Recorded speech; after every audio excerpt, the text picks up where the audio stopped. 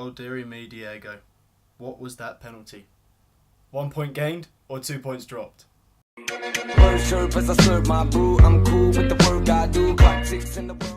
So welcome back, new and returning viewers, to the third episode of Talking Timbers, and today we're recapping the Timbers 1-1 draw against Sporting KC. So in the first line of description, I'll put a link to highlights of last night's game, and I suggest before you watch this, you go over to the MLS website and watch them highlights, as today I'm primarily going to be talking about some of the key moments that happened in the game and where I think we went right and wrong. So I'll begin by talking about the Timbers lineup, and obviously we were missing so many players due to injury, and if you haven't seen my kind of preview to the game, go check that out. It kind of discusses how many players we're currently missing due to injury or international duty. But Sporting Kansas City weren't missing players of their own. They were missing Dom Dwyer, Graham Zusi, Matt Beasler or Besler. So, they were kind of missing the actual spine of the team, which kind of helped us in a way, but we were missing key players, Chara, David Guzman, Ridgewell. It was a difficult game and it always was going to be. But I think the lineup that Porter actually chose was as good as we were going to get. Some of you may have disagreed with his decision to play Powell right back and should have had Valentin there, or with Zemansky in midfield. I saw a couple of guys on Reddit saying stuff about that. But I think, in my opinion, that was one of the best lineups we could have got from that team. They had, game experience this season, and I feel like they were the best team that could have got us the result. And at the end of the day, the big question is, was that 1 point gained or 2 points dropped? So going into that game, if you said to me that we would have matched them on possession, had more shots on target and more shots in general, more corners, and defended pretty well with a makeshift kind of two centre-backs and partnership, and to come out with a draw, I'd certainly take it. That's a great result, and have a penalty as well for the chance to win it, which, oh dear, Diego, that was a poor decision by him. But at the end of the day, a draw from a game against the Western Conference leaders and against a team that have only conceded, before this game, 3 goals at home all season, that is quite remarkable. And I think a draw is actually a pretty good result, but disappointing knowing it could have been a win if the penalty was converted and, if we didn't maybe make the mistake of their goal. So as I said, I think we played pretty well, especially on the defensive part. We had a makeshift defence and a makeshift defensive midfield, and we limited them to very few chances, especially in that first half. They didn't really have even a shot on target. The only shot on target in the whole game was their goal. And I think that shows how well we actually defended.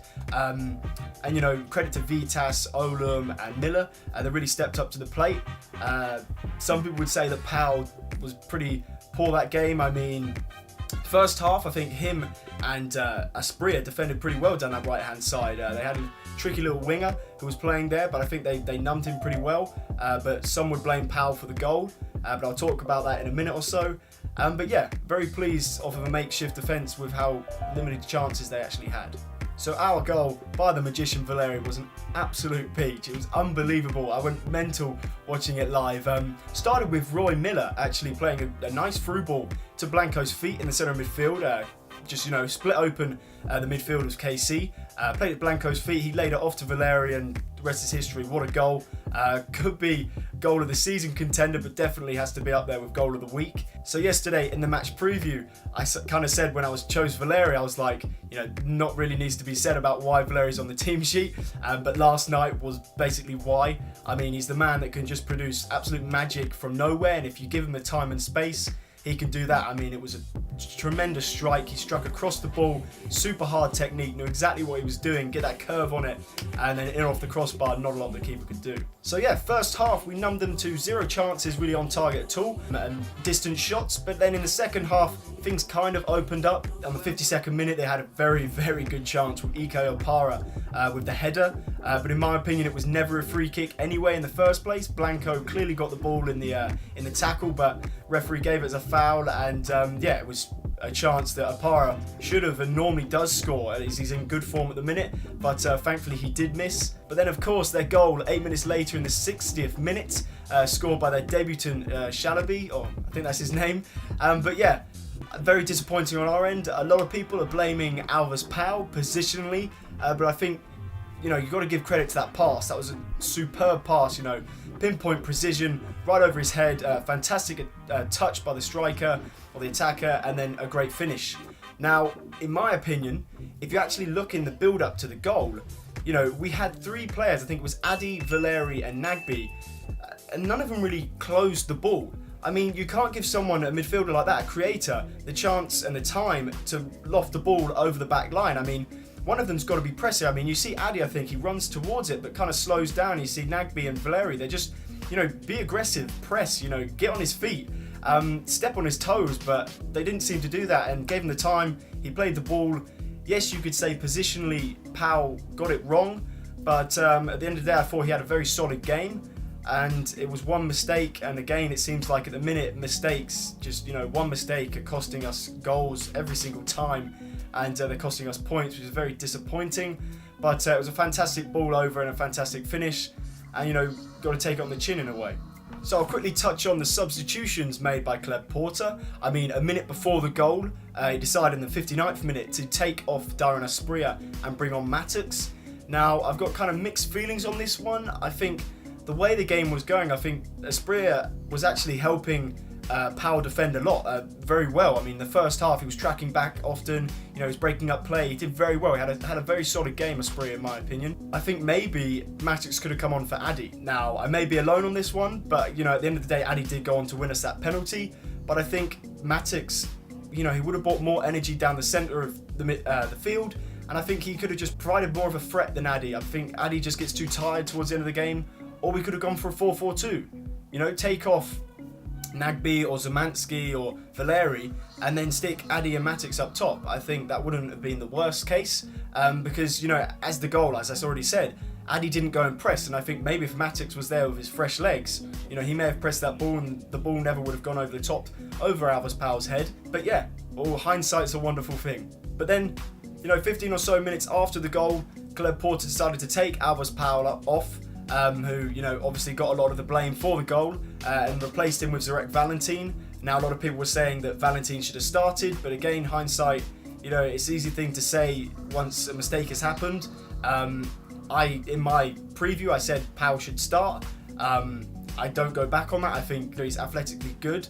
But, you know, Valentin is a very solid defender, and it'll be interesting to see if Valentin makes the start next game and Powell is dropped. But then the kind of dead substitution at the end was Arbeloda for Blanco, kind of killing a bit of time. He did look a threat when he come on. He had so much pace. I think only one ball was played over the top, and he chased it down all the way, committed a foul, which wasn't really a foul, but, you know, he has a lot of pace, and I think he maybe should have come on a little bit earlier, maybe 15 minutes ago, 80th minute or something like that, you know, to try and make an impact. I mean, 92nd minute, he's got really no time to do anything at all, and it kind of says that, yeah, we'll probably hold for the draw. But then, in the 72nd minute, after some beautiful interlink play by Valeri to Addy, he was through, was supposedly brought down, and the penalty was given. I was going crazy. You know, in real time, I thought it was definitely a penalty. I thought he was caught. But kind of then when you saw the replays, I think it was kind of a dive. You could say that karma kind of bit us in the arse because Valeri did that awful penalty. The keeper stood up tall, read him, and saved it. Now, what's interesting is I was actually just come across today. I remember in the 2015 MLS playoffs when we played Sporting KC at home, and there was that amazing penalty shootout which we won. The first penalty was taken by Valeri, and he actually kind of did the same sort of penalty. He just side-footed it high in the centre of the goal. Now, it wasn't the same keeper, but it's kind of weird that he did the same sort of tactic and the keeper read him again. Pretty disappointing. I think Valeri will keep the penalties, however. Caleb Porter in the post-match interview said, you know, he scores mostly 9 out of 10 penalties. Keeper just read him this time, but it was disappointing nonetheless. But then right after the penalty with the corner, you know, great short little corner, caught them out, ball goes in. Olam, you have to score. Oh my goodness, I said in the match preview video that Olam, it would have been amazing if he scored against his previous club, and he could not have got a better chance. I mean, he's gone with his head, and maybe he should have gone with his foot.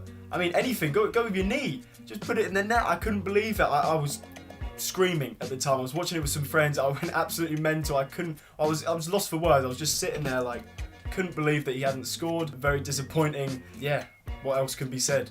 So after the penalty miss and the Olam chance, Sporting KC started to dominate for about 10 to 15 minutes, but I think our defensive midfield and our defensive line with Valentin, Olam, Miller and Vitas stood very strong. You know, we limited them to a lot of distant shots that really didn't trouble Gleeson. One shot on target the whole game, which is the goal. Really disappointing, but defensive line did well on the whole in the whole game, so I was very pleased with them, and I think Caleb Porter will be. But yeah, that's kind of it really. I mean, my prediction for the game beforehand was a 2-2 draw. I got the draw part right. Don't know why I said 2 goals, because knowing then they've only conceded 3 goals at home before this game, now 4.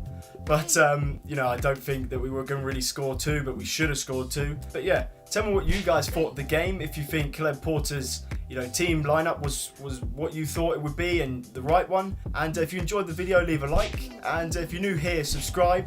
It always helps me boost your confidence to make these videos and put more Portland Timbers content out for you guys. And yeah, I'll see you guys in the next video.